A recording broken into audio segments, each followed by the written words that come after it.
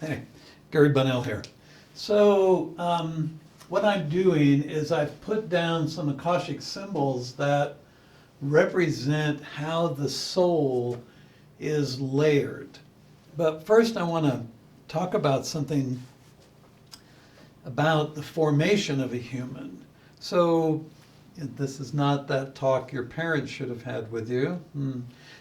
This is about what happens at the point of conception, because that's really when the human mind begins, is at that point of conception. And I know that sounds like, if something happens to that embryo, then it's a death of a mind. But, all of that is a bunch of conversation about moral issues, etc. So, what happens is mom and dad go out to dinner, they get a smile in each other's faces, they have fun. The sperm, when it hits the egg, when the egg accepts a sperm, that egg hardens. And as the sperm enters that egg, a flash of energy is released. Now, how do we know this? A group in England, a fertility group, wanted to know if they could determine which eggs would best be fertilized or best produce embryo. And what they did was they set up a very high-speed camera and some audio equipment, and they filmed that moment. And I've got images of that, I've got the white paper on it, etc. So basically, when that harmonic is released, when that multidimensional harmonic is released, it attracts a spirit. And it also attracts a soul of all similar harmonic. So you choose your parents in the sense that you choose them harmonically, not because of their gifts or their attributions or how they'll behave toward you. There isn't some kind of issue that has to be worked out, and that's why you're with them. You're with them because of the harmonic. And that also means you don't have to even be of the same soul group. It usually means that a spirit often incarnates into similar bloodlines because it knows that the strategies it's gathered along those timelines will be best applied, and the epigenetics will be something that works with that built-in strategy, that evolving strategy. So the spirit begins to help form the embryo. The soul, because it's really a witness, it's not guiding the bodies, it's not guiding the cells, it's not determining attributes.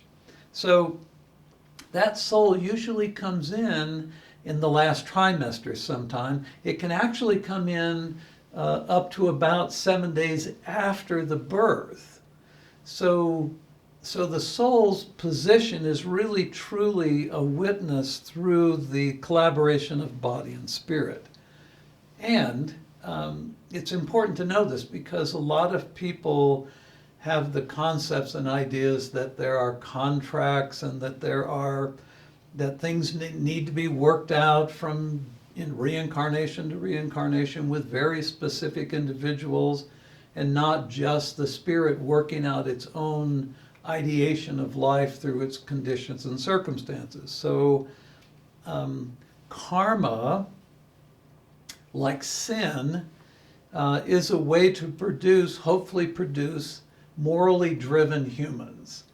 And humans don't need religion to be moral.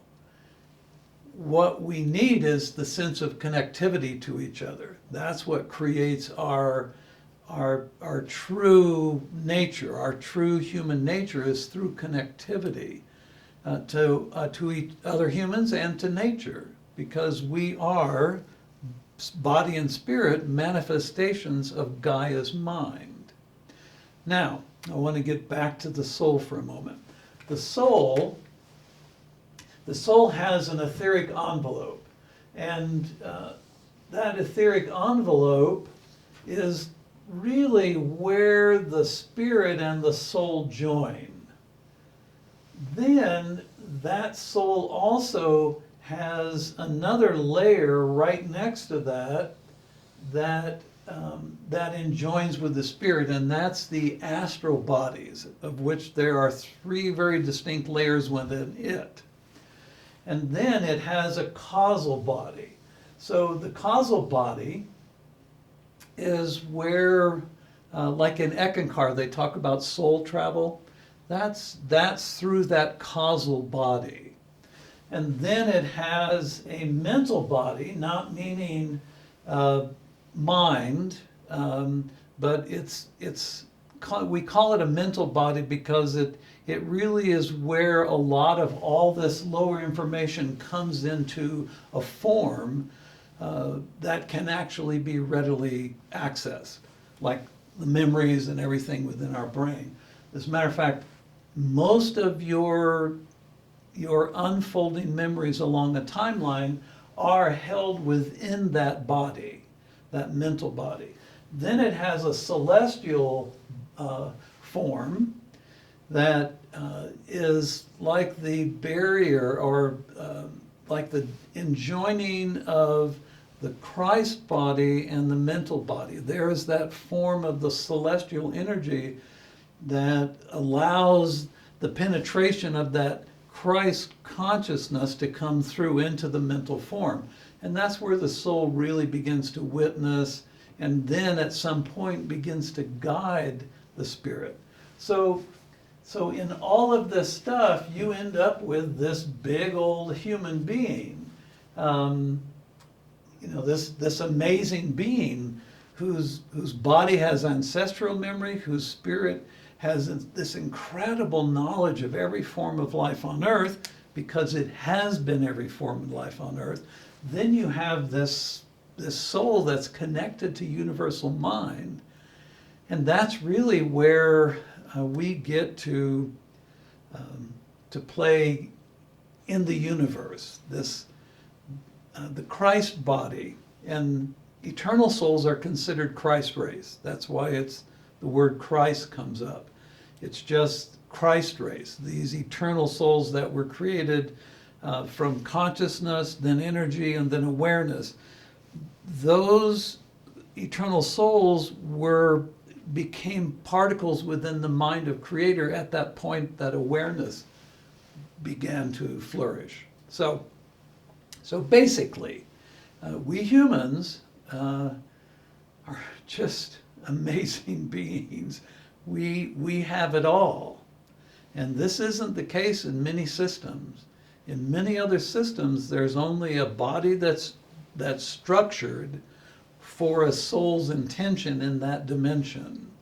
So the body is created for a specific period, duration, and it's created for a specific range of abilities. And the soul enters it and experiences that reality, but it doesn't have the connectivity to that reality that our spirit allows us to this reality through Gaia's manifest reality.